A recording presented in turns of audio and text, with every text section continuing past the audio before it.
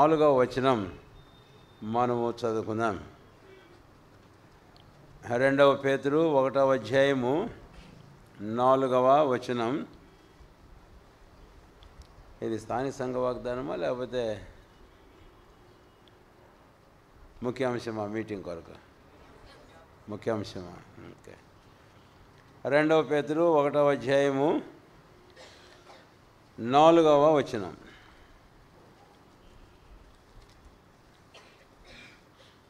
అందరము కలిసి చదువుకుందాం. తేటగా బిగ్గరగా ప్రార్థనాపూర్వకంగా చదువుకుందాం.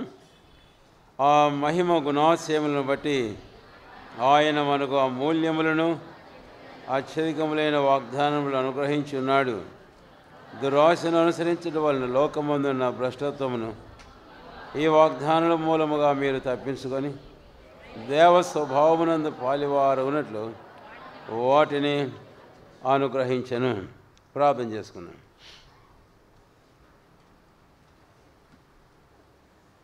ప్రేమ కలిగిన మా తండ్రి, మా రక్షకుడైన యేసు ప్రభువు వారి శ్రేష్టమైన నామమున మరొక నూతన వస్త్రములో బెర్షెబాలో పరిచర్య రీత్యా మమ్మల్ని ప్రవేశపెట్టిన సందర్భంగా మేమందరం చేరి గత సంవత్సరముల మీ విశ్వాస్యతను మేము తలంచుకుంటూ మిమ్మల్ని ఆరాధించి ఘనపరచులో మేము ప్రవేశించిన ఇంటునగా మా గమనాన్ని ఇచ్చిన మీ వాక్యమును మాకు దీవించం.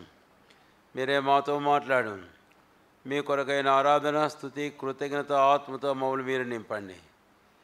మా సమయం ఎంతో ఆశీర్వాదకరంగా చేయండి ప్రభువా. మీరు మా మధ్య అన్ని విషయాల్లో ఔన్నత్యంగా హెచ్చించబడి మహిమపరచబడుదురుగాక.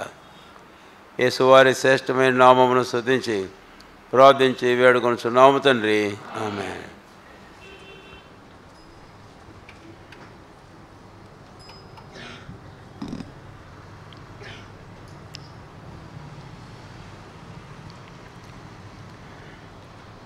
అపొస్తలుడైన పేతురు వ్రాసిన ఈ 2 పత్రికలు మనం చూస్తాం. మొదటి పేతురు, 2వ పేతురు అని. తాను మొదటి పత్రిక ఎవరికైతే వ్రాసాడో 2వ పత్రిక కూడాను వారికే వ్రాస్తున్నట్లుగా మనకు అర్థమవుతుంది. అయితే ఈ 2 పత్రికలు పేతురు రాసేటప్పుడు ఏమి ఉద్దేశించి వారి విషయంలో రాస్తున్నాడు అనేది మనం చూసినట్లయితే, మొదటి పత్రిక తాను రాసేటప్పుడు 1వ అధ్యాయము 6-7 వచనాల్లో ఆయన రాసినట్లు, నానా విధమైన శ్రమలు గుండా వెళుతున్న పరిశుద్ధులను దృష్టిలో ఉంచుకొని వారి కొరకై ఆ పత్రికను రాస్తూ వచ్చాడు. అందుకే 1, 2, 3, 4, 5 అధ్యాయాలలో మనం గమనిస్తే ప్రతి అధ్యాయంలో కూడాను ఆయా శ్రమలు, పరీక్ష, పరిశోధనల గురించి పేతురు అపొస్తలులు మాట్లాడడం మనం చూస్తాం. అయితే 5వ అధ్యాయం ముగించేటప్పుడు ఆయన తన నిత్యమైన మహిమకు మిమ్మల్ని పిలిచినవాడు కొంచెం కాలం మీరు శ్రమ పడిన పిమ్మట అన్నాడు. కాబట్టి మొదటి పత్రిక వారికి వ్రాసేటప్పుడు వారి విషయంలో వారు వెళుతున్న పరీక్ష, పరిశోధనలు దృష్టిలో ఉంచుకొని పేతురు అపొస్తలులు దేవుని ఆత్మ ప్రేరితులై వ్రాసాడు ఆ పత్రిక. అయితే 2వ పత్రిక వ్రాసేటప్పుడు ఈ పేతురు అపొస్తలుడు ఆయన పత్రికలో ఆ 3 అధ్యాయాల్లో మనం పదే చదివితే ఒక పదం పదే వాడాడు. ఏంటి ఆ పదము అంటే, మన రక్షకుడైన ప్రభువైన యేసుక్రీస్తు వారిని గూర్చిన జ్ఞానము అని వాడాడు. కాబట్టి 2వసారి అదే ప్రజలకు పత్రిక రాసేటప్పుడు ఇక శ్రమల గురించి వ్రాయడం కాదు, శ్రమల విషయంలో వారిని ఆదరించుకు వ్రాయడం కాదు, వారిని ధైర్యపరచుకై వ్రాయడం కాదు, అయితే ప్రభువైన యేసుక్రీస్తు వారి జ్ఞానమును గురించి వారికి వ్రాస్తున్నాడు. అంటే ఇక్కడ ముఖ్యమైన సంగతి మన గమనానికి తేపడుతుంది. ఒక క్రైస్తవుని జీవితంలో శ్రమలు ఏమీ నష్టం చేయజాలవు, కానీ అయితే దేవుని గురించిన జ్ఞానం లేకపోవడం చాలా భయంకరమైన నష్టానికి కారణమవుతుంది అని. కాబట్టి ఆ విషయాన్ని దేవుడు తన ఆత్మ ద్వారా పేతురు అపొస్తలులు బయలుపరిచినట్లున్నాడు. ఆ గ్రహింపు ప్రత్యక్షత కలిగిన పేతురు ఇప్పుడు వారికి కలిగిన శ్రమలు గురించి మానాడు. అయితే వారికి ఉండవలసిన యేసు ప్రభువును గురించిన జ్ఞానాన్ని గురించి తాను వ్రాస్తూ ఉన్నాడు. కాబట్టి రెండవ పత్రిక తన ముఖ్య అంశము theme of the second epistle is the knowledge of our Lord Jesus Christ. ప్రభువైన యేసుక్రీస్తు వారి విషయమైన జ్ఞానము అనేదే రెండవ పత్రిక ముఖ్యాంశముగా మనకు అర్థమవుతుంది. ప్రవక్త అయిన హోషేయ గ్రంథంలో 4వ అధ్యాయంలో 14వ వచనం నుంచి మనం చూస్తే ఒక కఠినమైన హెచ్చరిక మనం చూస్తాం. ఏమిటి అంట, వివేచన లేని జనము నిర్మూలమగుదురు అని అన్నాడు. కాబట్టి ఈ రెండు పత్రికలు ఒకే ప్రజకు రాశాడు. అయితే రెండు పత్రికలో రెండు ముఖ్యాంశాలు మనం చూస్తాం. మొదటి పత్రికలోనేమో the important theme or the sufferings and trials and testings of God's people in their lives, and the second themes in the second epistle, the theme was the knowledge of our Lord Jesus Christ. యేసు ప్రభువుని గురించిన జ్ఞానమును గురించిన ముఖ్యాంశాన్ని మనం చూస్తాం. సరే, ఇప్పుడు రెండవ పత్రిక 1వ అధ్యాయము 4వ వచనంలో మనం చదివినప్పుడు ఒక పదం వాడాడు పేతురు, అమూల్యములను, అమూల్యమైన వాగ్దానములను ఆయన అనుగ్రహించాడు. అమూల్యము, ఇలాంటి పదాలు మొదటి పత్రికలో రెండవ పత్రికలో కూడా మనం చూస్తాం. 1వ పేతురు 1వ అధ్యాయం 19వ వచనంలో అమూల్యమైన రక్తము అని వాడాడు. అదే పత్రిక 2వ అధ్యాయం 7వ వచనంలో విశ్వసించుతున్న మీకు క్రీస్తు అమూల్యమైన వాడు అన్నాడు. ఆ తర్వాత రెండవ పత్రిక వచ్చినప్పుడు 1వ అధ్యాయం 4వ వచనంలో 1వ వచనంలో ముందు 1వ అధ్యాయం 1వ వచనంలో అమూల్యమైన విశ్వాసము అని వాడాడు. అదే పత్రిక 1వ అధ్యాయము 4వ వచనంలో అమూల్యమైన వాగ్దానాలు. అయితే 1వ పేతురు 3వ అధ్యాయము 4వ వచనంలో మరొక అమూల్యమైనది ఉంది, కానీ ఆ పదం అక్కడ లేదు. అయితే అక్కడ వాడిన పదం, నేను కీర్తన గ్రంథాన్ని వెళితే అక్కడ ఇంగ్లీష్ బైబిల్లో ప్రెషస్ అని వాడాడు, అమూల్యము అనే. అదేమిటి అనంటే అక్షయాలంకారమునైన మీ హృదయపు అంతరంగ స్వభావం. అందుకని అమూల్యమైనటువంటి ఆభరణం అని అంటాను. కాబట్టి అమూల్యమైన రక్తం, అమూల్యమైన క్రీస్తు, అమూల్యమైనటువంటి విశ్వాసం, అమూల్యమైన వాగ్దానం, అమూల్యమైన ఆభరణం. ఆభరణాలంటే మీరేం మాట్లాడడం లేదే, వాళ్ళకు మాట్లాడకపోవచ్చు కానీ మీరైనా మాట్లాడాలి. సరే, ఇప్పుడు ఈ విషయానికి వచ్చి పేతురు అపొస్తలులు రెండవ పత్రిక 1వ అధ్యాయం 4వ వచనంలో అమూల్యమనే మాటను ఈ వాగ్దానాల విషయంలో తాను వాడినట్లుగా మనము చూస్తాం. 2వ పేతురు 1వ అధ్యాయం 4వ వచనం రండి దయచేసి మన దృష్టి ఆ వచనం మీద ఉంచుదాం. 2వ పేతురు 1వ అధ్యాయము 4వ వచనము, ఆ మహిమ గుణాశయములను బట్టి ఆయన మనకు అమూల్యములను అత్యధికములైన వాగ్దానములు అనుగ్రహించి ఉన్నాడు. దురాశను అనుసరించడం వలన లోకమందున్న భ్రష్టత్వమును ఈ వాగ్దానముల మూలముగా మీరు తప్పించుకొని దేవ స్వభావమునందు పాలివారు ఉన్నట్లు వాటిని. ఇప్పుడు వాగ్దానాల గురించి ఇక్కడ ఒక మాట జ్ఞాపకం చేయడం అవసరమే.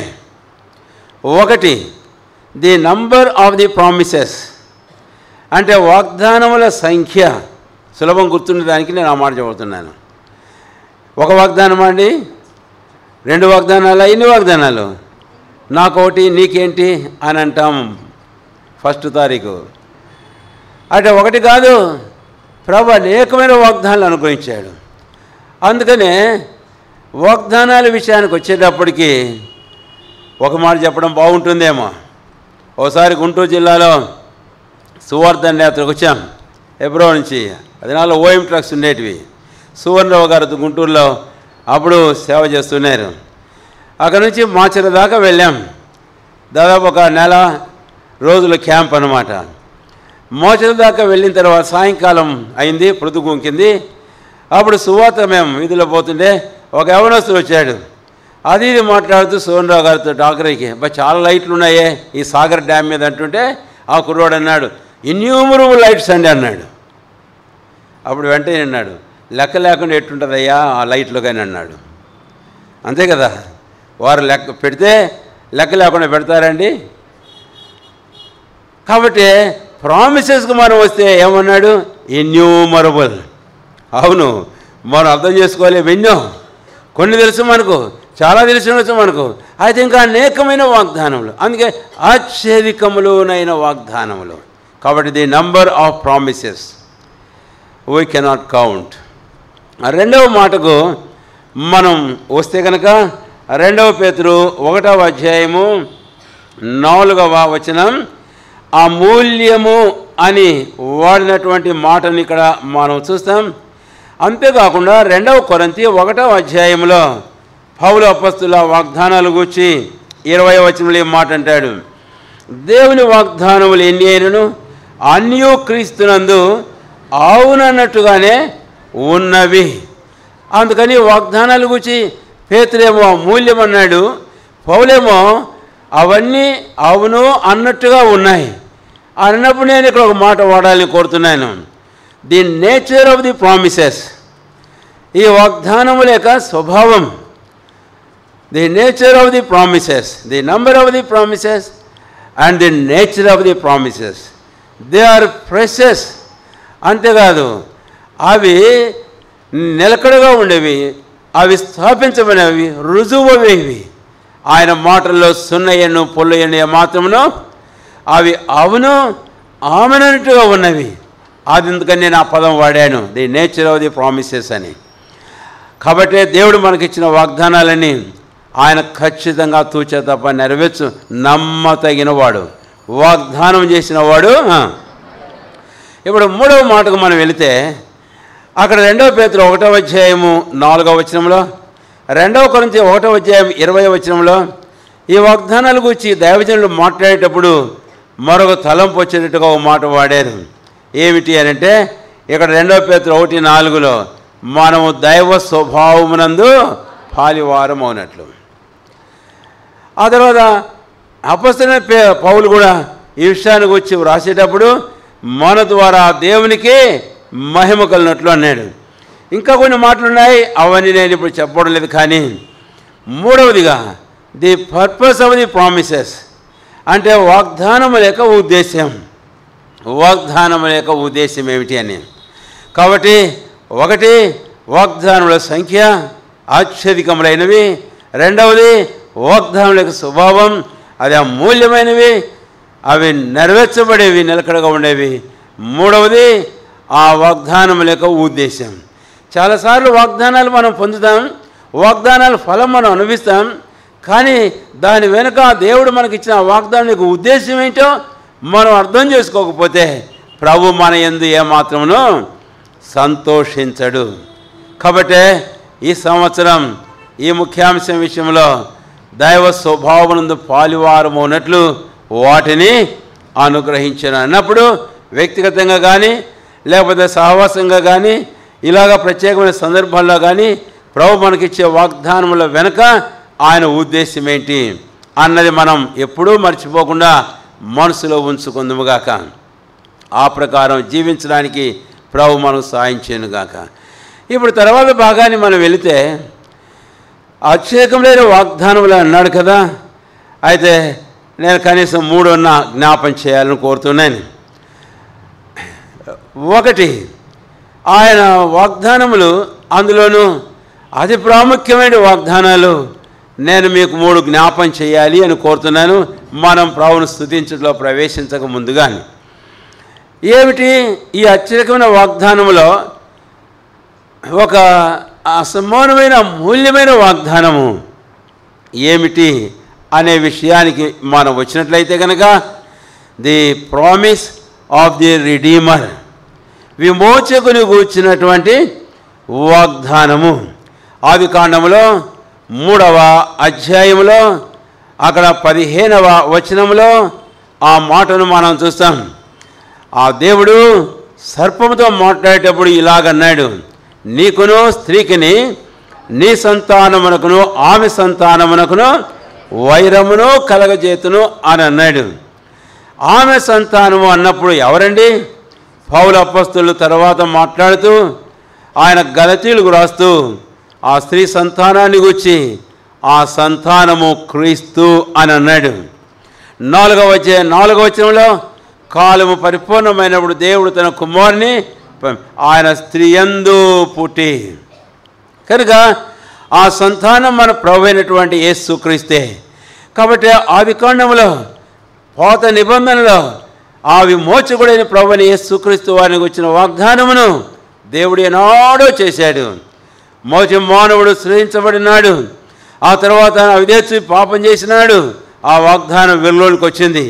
కానీ వాస్తవానికి ఆ భవిష్యత్ జ్ఞానం కలిగిన దేవుడు ఆ వాగ్దానం విషయమై ముందే ఎరిగిన వాడై ఆయన తన హృదయమందు ఆ వాగ్దానం వచ్చిన తలంపు ఆయన కలిగి ఉన్నాడు అనేది మనకు తేటగానే అర్థమవుతుంది అని. కాబట్టి ఈ రోజున ఆ వాగ్దానం గురించి అనేక మంది ప్రవక్తలు ప్రవచించారు పాత నిబంధన గ్రంథములో అనేది తేటతెల్లమవుతుంది. పేతురు అపొస్తలుడు ఆయన వ్రాస్తాడు 1వ పేతురులో, ఆయన 1వ అధ్యాయంలో 10వ వచనం. 1వ పేతురు 1వ అధ్యాయము 10వ వచనం. ఆ కృపను గూర్చి ప్రవచించిన ప్రవక్తలు ఈ రక్షణను గూర్చి పరిశీలించుచు తమ యందున్న క్రీస్తు ఆత్మ, నేను ఇంకా చాలండి ఆ వచనం. ఇక్కడ మనం చూస్తాం ఆ ప్రవక్తలు ఆ కృపను గూర్చి ఏం చేశారంటే ప్రవచించారు, పరిశీలించారు. కృప అన్నాడు ముందు, తర్వాత క్రీస్తు అన్నాడు, రక్షణ అన్నాడు. కృప అన్నాడు, రక్షణ అన్నాడు, క్రీస్తు అని అన్నాడు.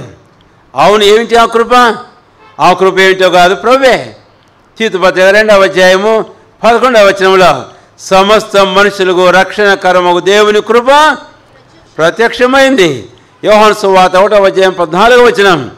ఆ వాక్యం శరీరధారి కృప సత్య సంపూర్ణుడుగా మన మధ్య నివసించానని. ఆ తర్వాత ఆ రక్షణ గురించి వారు పరిశీలించారట. అవును, ఆ కృప ద్వారానే రక్షణ కలుగుతుంది. ఎఫెసీ 2వ అధ్యాయం 8వ వచనం, మీరు విశ్వాసం ద్వారా కృప చేతనే రక్షింపబడి ఉన్నారు, ఇది మీ వల్ల కలిగింది కాదు, ఇది దేవుని వరమే, క్రియల వల్ల కలిగినది ఏమాత్రమునో కాదు అని. ఆ మాటకు వచ్చినప్పటికీ ఆ ప్రభువైన యేసుక్రీస్తు వారికి మరలా ఆ పేరు మనం చూస్తాం. సిమియోను లూకాసు వార్త 2వ అధ్యాయంలో మరియం యోసేపులు యేసయ్యను దేవాలయం తీసుకొని వచ్చినప్పుడు శిశువైన యేసును తన చేతులను తీసుకొని 30వ వచనం నుంచి ఏమన్నాడు? నీవు సకల ప్రజల ఎదుట సిద్ధపరిచిన రక్షణను నేను కనులారా. కాబట్టి యేసు ప్రభువే రక్షణ. ఆయన చూస్తుంటే సిమియోను ఏం చూచాడు? దేవుడు సిద్ధపరిచిన రక్షణను చూచాడు. ఇప్పుడు యెషయా గ్రంథం 9వ అధ్యాయం 6వ వచనంలో ఏలైనగా మనకు శిశువు పుట్టెనో మనకు కుమారుడు అనుగ్రహించబడెను. పౌలు అపొస్తలుల విషయానికి వచ్చి వ్రాసేటప్పుడు 2వ కొరింథీలో 9వ అధ్యాయం 15వ వచనం ఈ మాట అంటాడు, చెప్ప శక్యము కానీ ఆయన వరమును గురించి దేవునికి. కాబట్టి నేను అందుకే వాడాను ఆ మాట. ఏంటంటే వాగ్దానం లేకల్లా ఒక సమానమైన శ్రేష్టమైన వాగ్దానం, అది ప్రభువైన క్రీస్తును వచ్చిన వాగ్దానమే. ఆయన దేవుని కృప, ఆయన దేవుడి సిద్ధపరి రక్షణ, ఆయన మనకు అనుగ్రహించబడినటువంటి విమోచకుడు అయి ఉన్నాడు. కాబట్టి ఈ రోజున మనలో ఏ ఒక్కరమైనా రక్షణ పొందామనంటే దేవుడు ఆనాడు తన ప్రవక్తలకు బయలుపరిచిన ఆయన వాగ్దానం గురించి వారు దాన్ని పరిశీలించారు, కానీ వారికి ఇంకా పూర్తిగా గ్రాహ్యమై ఉండలేదు. అయితే పేతురు అంటాడు, అయితే ఇప్పుడు అది మనకు బయలుపరిచాడట. అంటే పేతురు కూడా ఈ కాలంలో ఉన్నాడు, మన కాలంలో. కాబట్టి ఆ ప్రవక్తలతో మనం పోల్చుకుంటే ఏంటి మనం? అయితే కూడాను ఆ ప్రవక్తలుగా సంగతి ఇంకా తేటగా బయలుపరచబడలేదు. ఎంత పరిశీలించినా పరీక్షించినా దేవునికి స్తోత్రం, ఈరోజు ఆ విషయం మనకు బయలుపరచబడింది. అందుకే ఇప్పుడు మనం నిశ్చయంగా చెప్పగలం, నేను ఎరుగుదును ఆయన కృప, నేను ఎరుగుదును ఆయన రక్షణను, నేను ఎరుగుదును ఆయన పంపిన విమోచకుడైన ప్రభువైన క్రీస్తును. అందుమూలంగా ఆ కృప ద్వారా ఈ రక్షణ నేను అనుభవించి నా ప్రభువైన క్రీస్తులో ఆ శిక్ష నుంచి నేను తప్పించబడ్డాను. అందుకై నేను నా ప్రభువును స్తుతిస్తా. ఈ వాగ్దానం నాకు అనుగ్రహించిన దేవుడు వాగ్దానమే కాదు, నేడు నా జీవితంలో ఆ సంగతిని గురించి తేటగా గ్రహించినట్లుగా, నేను అనుభవించినట్లుగా సాధ్యపరిచిన ఆ దేవుణ్ణి, ఆ వాగ్దానమైన ప్రభువైన క్రీస్తుని బట్టి స్తుతించి ఆరాధిస్తాను అని. ఇప్పుడు రెండవ వాగ్దానానికి మనం వస్తే, క్రొత్త నిబంధన మనం వద్దాం. ఒకవేళ పాత నిబంధన గ్రంథంలో ప్రవచనరీత్యా ఉన్నప్పటికీ మరి విశేషంగా క్రొత్త నిబంధనలో ఆ వాగ్దానాన్ని గురించి మనం చూస్తాం. యేసయ్య అన్నాడు, లూకాసు వార్త 24వ అధ్యాయము, లూకాసు వార్త 24వ అధ్యాయము. ఆయన తన శిష్యులను విడిచి వెళ్ళిపోతుంటుండగా ఆయన వారితో ఈ మాటను 49వ వచనం, ఇదిగో నా తండ్రి వాగ్దానం చేసినది మీ మీదకి పంపుతున్నాను, మీరు పైనుండి శక్తి పొందే వరకు పట్టణంలో నిలిచి ఉండని వారితో చెప్పాను. నా తండ్రి చేసిన వాగ్దానము నేను మీ మీదకి పంపుతూ ఉన్నాను అని.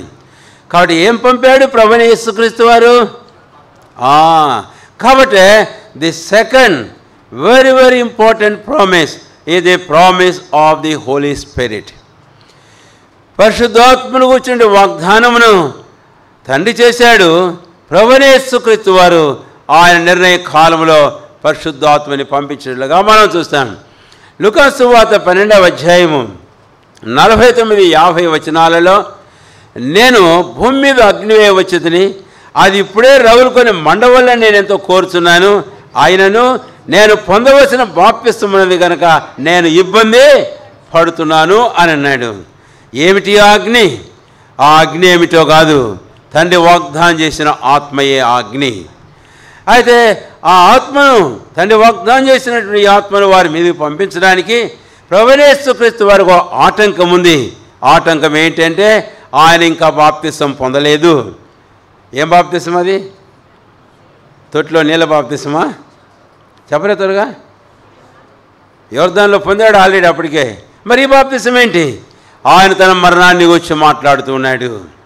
కాబట్టి క్రీస్తు ప్రభు వారు జన్మించడం ద్వారా కాదు, రెండవది ప్రభువైన యేసుక్రీస్తు వారు మరణించాలి. మరణించాడు ఆయన. లేఖన ప్రకారం క్రీస్తు మన పాపుల కొరై మరణించాడు. అంతేకాదు సమాధి చేయబడ్డాడు. సజీవుడు ఆయన మూడవ దినం తిరిగి లేచాడు. అప్పుడు పంపలే.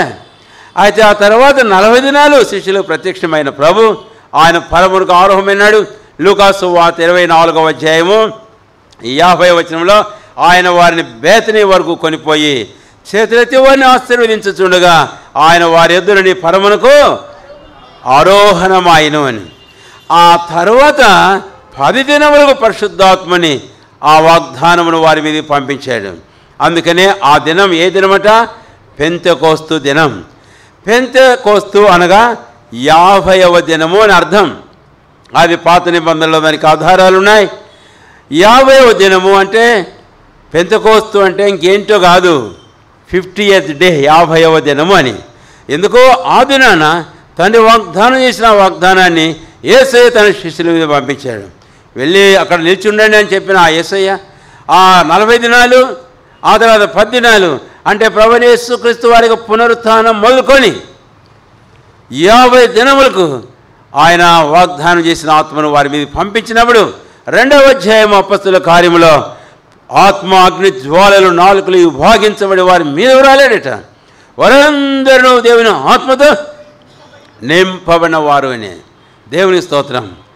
కనుకనే ఈరోజు శ్రేష్టమైన ఆ వాగ్దానాన్ని ఆ ప్రభు మనకును చేశాడు. ఆయన మన విషయంలోనూ ఆయన నెరవేర్చాడు. ఇప్పుడు మన విషయానికి వస్తే వ్యక్తిగతంగా అవును, ఈ ఆత్మను మనం ఎప్పుడు పొందుతున్నాము?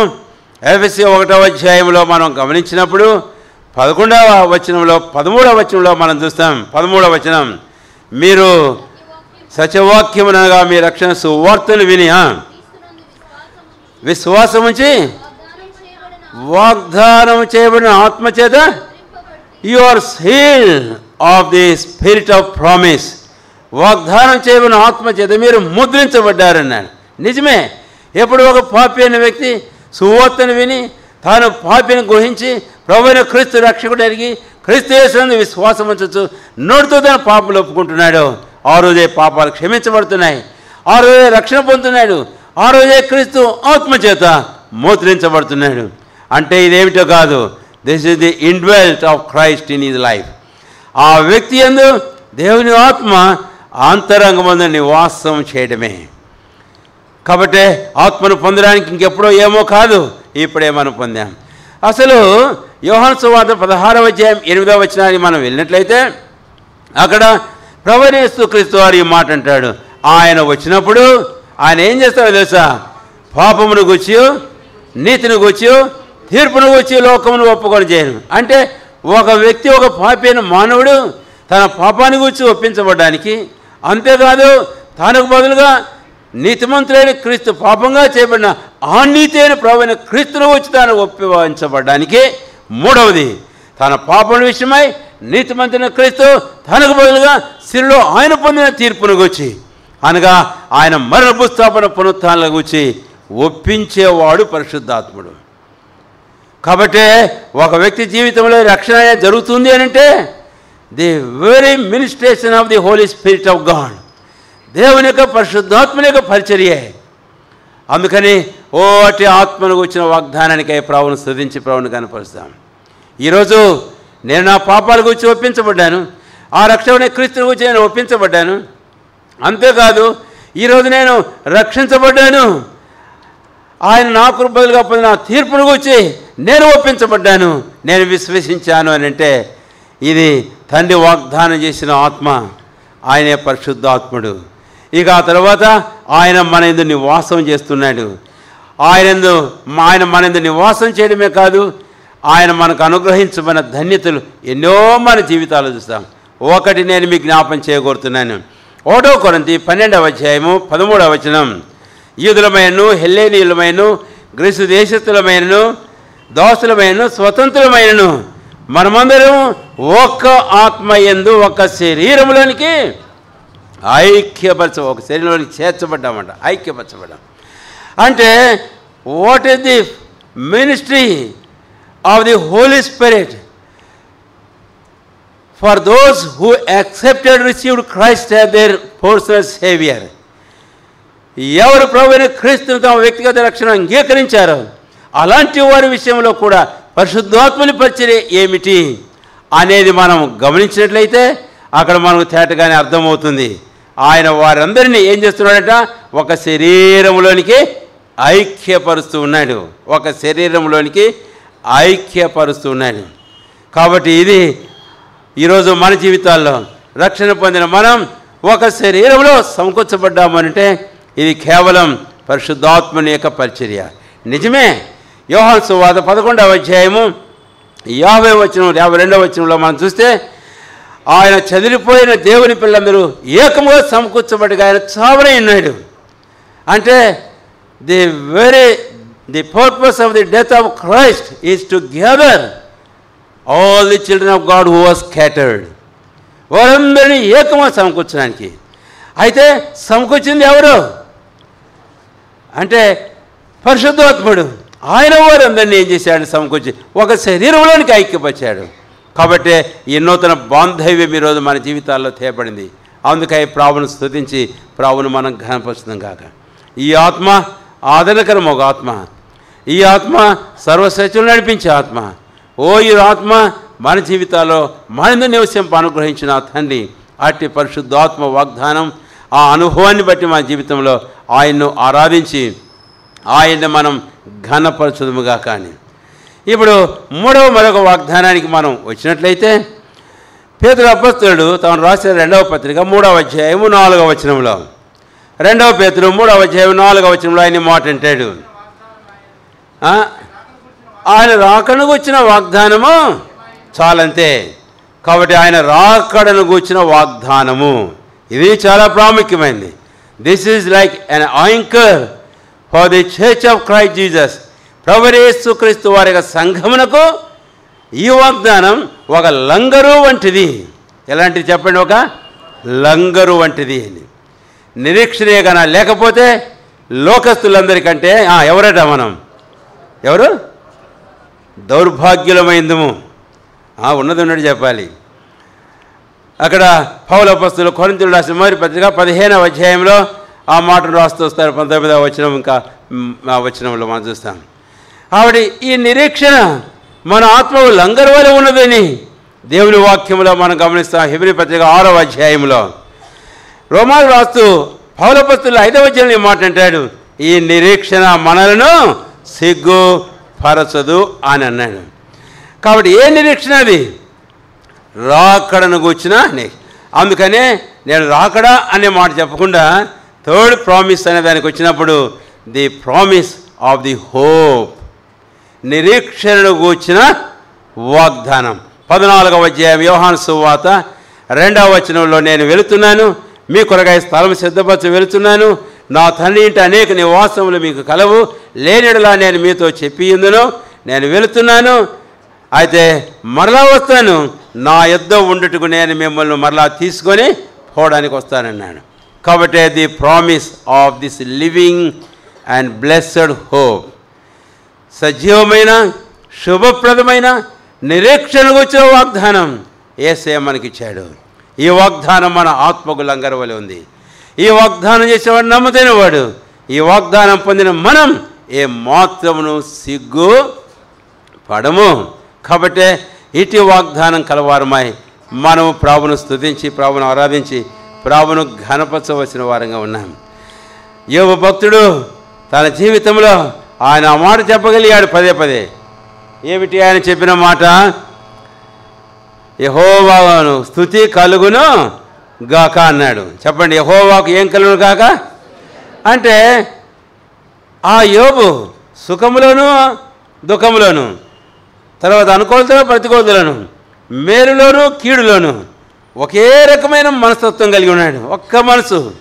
ఏంటి ఆ మనసు అంటే ప్రభువును స్తుతించడం అనేది. నేను ఒక మాట చెబుతున్నాను. He was a man of worship and thankfulness in his life, always in every circumstances what so it may he faced in his life. తన జీవితంలో ఎదుర్కొన్న పరిస్థితి లాంటివైన మార్పులేని మనిషిగా ప్రభువును స్తుతిస్తూ వచ్చాడు. ప్రభువును సంతోషిస్తూ వచ్చాడు. కారణం ఏమిటంటే he was a man of hope. యోబు గ్రంథం 19వ అధ్యాయం 25వ వచనం, నా విమోచకుడు సజీవుడనియు ఆయన భూమి మీద నిలిచిననియు నేను ఎరుగుదును, ఆ తర్వాత నా చర్మము చీకిపోయినను, తర్వాత నేను నా శరీరంతో నా దేవుని చూసేదను, నేనే కనులారా ఆయనను. కాబట్టి ఈ నిరీక్షణ ఆ వ్యక్తి జీవితంలో ఏం చేసింది అనంటే, ఇలాంటి అన్ని ఉడుకుదుడుకుల్లో, కష్టాల్లో, శ్రమల్లో, శోధనలో, బోధనలో, లేక సమృద్ధినప్పుడు, లేమిడినప్పుడు, ఎలాంటి పరిస్థితులైనా this hope that had balanced him in all circumstances of his life. తన జీవితంలో తాను ఎదుర్కొన్న పరిస్థితులన్నింటిలో కూడాను ఈ నిరీక్షణ తాను నిలకడగా ఉంచింది. బ్యాలెన్స్డ్ హిమ్, చాలా నిలకడగా ఉంది. బ్యాలెన్స్ అంటే అర్థమవుతుందిగా, త్రాసు ఇలాగ లేపినప్పుడు రెండు గన సమానంగా ఉంటే బ్యాలెన్స్గా ఉన్నాయి. కాబట్టి this is the anchor, the hope which is the promise of our Lord Jesus Christ to his church and to every individuals. తన సంఘానికి, వ్యక్తిగతంగా ప్రతి విశ్వాసికి మన ప్రభువైన యేసుక్రీస్తు వారు చేసిన ఈ వాగ్దానం, నిరీక్షణ వచ్చిన వాగ్దానం మన క్రైస్తవ జీవితాలను మనకు ఆ లంగరు వల్ల ఉండి నిలకడగా ఉంచేది. ఈరోజు నేను ఇంకా నిలకడగా ఉన్నానంటే, ఈరోజు నేను ఇంకా క్రీస్తులో నిల్చున్నానంటే, ఈరోజు నేను ఇంకా కుడికి ఎడమకు తిరగలేదంటే, ఈరోజు నేను ఇంకా నా ప్రాణం నేల అంటలేదు అంటే, ఈ కష్టం, పరీక్ష, పరిశోధనలో ఈరోజు నేను ఇంకా అత్యధికమైన విజయవంతంగా ముందుకు పోతున్నానంటే, నా కొరగా ఆయన చేసిన శ్రేష్టమైన నిరీక్షణకు వచ్చిన వాగ్దానమే. అందుకై నా ప్రభుని నేను స్తుతించి, ఆ ప్రభు నేను ఏం చేస్తానట? ఆరాధిస్తాను, నేను ఆయన్ను ఘనపరుస్తాను. కాబట్టి ఈ ఉదయకాలం ఇలాగా ప్రభు అయిన క్రీస్తు అనే శ్రేష్టమైన వాగ్దానాన్ని మనం చూచాం. ఆయన ఆత్మకు వచ్చిన వాగ్దానాన్ని మనం చూచాం. అంతేకాదు మూడవదిగా నిరీక్షణకు వచ్చిన వాగ్దానం మనం చూచాం. ఇటు వాగ్దానం చేసిన ఆ దేవుడు ఎంత నమ్మదగిన దేవుడు. ఇప్పుడు ఈ మాట గమనిస్తూ ఉంటే దైవ స్వభావమునందు మనం పాలివారమవునట్లు వాటిని మనకు ఒక శరీర స్వభావం కల మానవుడు రోమా 8వ అధ్యాయం అంటాడు, శరీరము మూలముగా పుట్టినది ఏంటంట? శరీరం, శరీరానుసారమైన మనసు, ప్రకృతి సంబంధమైన మనసు, శరీర స్వభావం. అలాంటి వాడు రక్షణ పొందాలి అని అంటే వాడు ఏం కావాలి? ఆ క్రీస్తును గురించిన వాగ్దానం, అది మనం చూస్తాం. అప్పుడే క్రీస్తునందరి విశ్వాసం ద్వారా మనం ఏం పొందుతున్నామో తెలుసా? బాగా గమనించని మాటలు. ఇలాగా ఆ మొట్టమొదటి వాగ్దానమైన ప్రభువైన క్రీస్తు ఆ కృప రక్షణని మనం విశ్వాసం ఇచ్చినప్పుడు రక్షణ పొంది ఆయన జీవాన్ని మనం పొందుతున్నాం. We receive his life which is eternal. నిత్య జీవాన్ని మనం పొందుతున్నాం, ఆయన జీవాన్ని మనం పొందుతున్నాం. దేవునికి స్తోత్రం. ఇప్పుడు రెండవ మాటకు మనం వద్దాం. రెండవ మాటకు మనం వస్తే 2 కొరింథీ 3వ అధ్యాయం 18వ వచనంలో ఈ మాటను మనం చూస్తాం. ఇలాంటి వారందరి విషయంలో ఇక్కడ మరో చక్కని మాట దైవజనుడు పౌలు అపోస్తలుడు రాస్తుంటాడు. మోసులేని ముఖముతో ప్రభు యొక్క మహిమను అర్థం వల్ల ప్రతిఫలింపజేయచ్చు, మహిమ నుండి అధిక మహిమను పొందచ్చు. వినండి ఆ చివరి భాగం, ప్రభువు ఆత్మ చేత అపోలికగా మనం ఇప్పుడు ఏమవుతున్నామట అంటే receiving the life of Christ is one thing and being transformed into the likeness of Christ is another thing. అంటే ఆ జీవాన్ని క్రీస్తు యేసు ప్రభు వారి యొక్క జీవాన్ని పొందడం ఒక విషయం అయితే, అది ఒక పాపి ఏ రోజైతే పాపిని ప్రభువైన క్రీస్తుని విశ్వాసం ఉంటున్నాడు ఆ రోజే యోహాను సువార్త 5:24, 1 యోహాను 5:12 ప్రకారం ఆ నిత్య జీవాన్ని పొందుతుంటే, ఇప్పుడు రక్షించబడిన ఆ వ్యక్తి జీవితంలో ఈ రెండవ వాగ్దానమైన పరిశుద్ధాత్మ ఈ వాగ్దానం ఆయన ఏం చేస్తున్నాడట? ఆయన పోలికలోనికి మనల్ని ఏం చేస్తున్నాడు చెప్పండి? మారుస్తున్నాడు. ఓ ఎంత శ్రేష్టమైన వాగ్దానం ఇది! నేను ఆయన పోలికలోనికి మార్చబడుతున్నా అంటే ఆయన స్వభావంలోనికి, దేవ స్వభావమునందు మనం పాలివారం అంట్లో.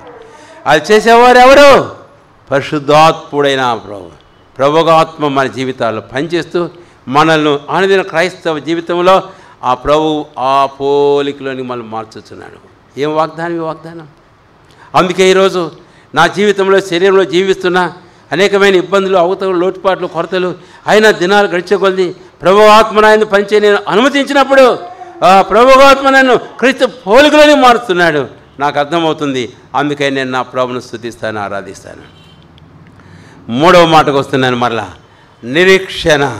ఇప్పుడు ఈ నిరీక్షణ ఏం చేస్తుంది అని అంటే, ఆ మొదటి వాగ్దానం వచ్చినేమో క్రీస్తు ఏమో జీవం ఇస్తున్నాడు, రెండవ వాగ్దానం పరిశుద్ధాత్ముడేమో ఆ పోలికలోని మారుస్తున్నాడు. ఇంకా అయిపోలే. అయితే 3వ వాగ్దానం ఏంటి తెలుసా? నిరీక్షణకు వచ్చిన వాగ్దానం. ఈ వాగ్దానం ఏం చేస్తుంది? 1 యోహాను 3వ అధ్యాయం 3వ వచనం, ఈ నిరీక్షణ పెట్టుకున్న ప్రతి వాడును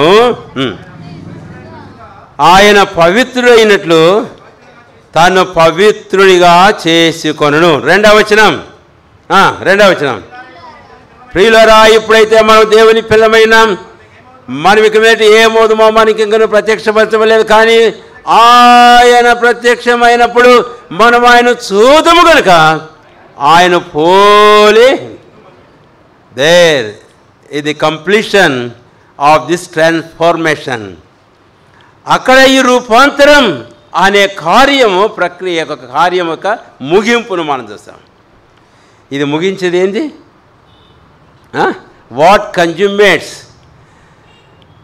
this transformation of a Christian into the likeness of Christ is the third promise of hope. That is the coming of our Lord Jesus Christ. నిరీక్షణ వచ్చిన వాగ్దానం అది మన ప్రభువైన యేసుక్రీస్తు వారు. ఆయన ప్రత్యక్షమవుతాడు, ఆయన మనం చూస్తాం, ఉన్నట్లుగానే చూస్తాం. అప్పుడు మనం ఆయన పోలికలోనికి మార్చబడుతున్నాం. The very plan and purpose of God for our lives is now completed. అది ఎక్కడుంది? రోమా 8వ అధ్యాయంలో మనం చూస్తాం 29వ వచనంలో. చదువుని ఒకసారి, అక్కడే మనం ముగించేద్దాం. రోమా 8వ అధ్యాయం 29వ వచనం. ఎందుకనగా కుమారుడు అనేక సహోదరుల జ్యేష్ఠుడు ఉన్నట్లు ఎవరిని ముందు ఎరిగినో వారు తన కుమారునితో సారూప్యం గలవారు ఉంట్లు ముందుగా నిర్ణయించాడు. కాబట్టి వారు తమ కుమారునితో సారూప్యం గలవారు. ఇది ప్రభువైన దేవుని యొక్క ఉద్దేశం. మన విషయంలో ఆయన ఏం చేశాడా? The ultimate purpose of God is to bring us into the likeness of his son, the Lord Jesus Christ. ప్రభువైన దేవుని యొక్క ఆ ఉద్దేశంలో చివరి యొక్క ఆయన ప్రణాళిక ప్లాన్ విషయంలో ఉద్దేశం ఏంటి అంటే తన కుమారుని యొక్క సారూప్యం ఉద్దేశం. అలాగ రావాలి అంటే ఆయన జీవం పొందాలి. ఆయన జీవం పొందిన తర్వాత ఆయన ఆత్మ ద్వారా మార్చబడుతున్నాం. ఆ తర్వాత నిరీక్షణ ఆయన రాకడ మన జీవితంలో ఆ ప్లాన్ కంప్లీట్ చేస్తుంది. ఓ దేవుడు అనంత జ్ఞాని. మనం ఎప్పటి వారం మనల్ని గూర్చి ఆయన ఇలాంటి సంగతులని ఉద్దేశించడం అనేది చాలా ఆశ్చర్యం కదా. అదే రోమా 8:29 మనం చదివాం. ఎవరి ప్రభు నేను ఏమాత్రం వాను 8వ కీర్తనలో దావీదు అంటాడు, మనుషుడు ఏమ్మా వాడిని జ్ఞాపం చేసుకుని వాడు నేను ఏ పాటి వాడును ఏ పాటి దాను. ఇన్ని సంగతులు నా విషయంలో కలిగి ఉన్నావా? నీ ఆలోచన నీ యోచన నా విషయంలో. అందుకని నేను నిన్ను ఆరాధిస్తాను. అందుకే పాడతాం, నీ తలంపులు ఎంత గొప్పవి, ఎంతో గొప్పవి, ఎంతో ఉన్నతమైనవి. కాబట్టి మన విషయమా? అవును, ఆ దేవుడు మన ఎందుతున్న అపారమైన ప్రేమను బట్టి మన విషయం ఆయన ఈ తలంపులు కలిగి అటు ఆయన తన ఉద్దేశం నెరవేర్చువాడైనాడు. అందుకే ఈ ప్రభువును స్తుతించి ప్రభువును కనపరుస్తాం. అంతేకాకుండా నేను 2వ తలంపు చెప్పినప్పుడు ఆయన మనలందరినీ ఒక శరీరమైన సంఘంలోకి సమకూర్చాడు.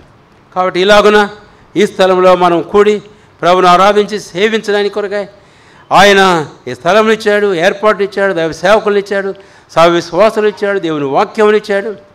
ఈ ప్రకారం సంఘంగా కూర్చోబడి మన జీవితాల్లో ఆత్మీయంగా పెంచబడుతూ పోషించబడుతూ తృప్తిపరచబడుతూ మనం ఆ పోలికలను మార్చబడుతూ రావడానికి కొరగా ఆయన చేసిన ఏర్పాటు, ఆయన ప్రొవిజన్ అంతటికై ప్రభువును స్తుతిస్తాను. గత సంవత్సరం అంతా కూడా స్థానిక సంఘంగా ఆయన మన కొరకు చేసే వాటిని తలంచుకుంటారు. అట్లు మరి కొన్ని నిమిషంలో ప్రభువును ఆరాధించి ప్రభువును స్తుతించడంలో మనం ప్రవేశిస్తాం.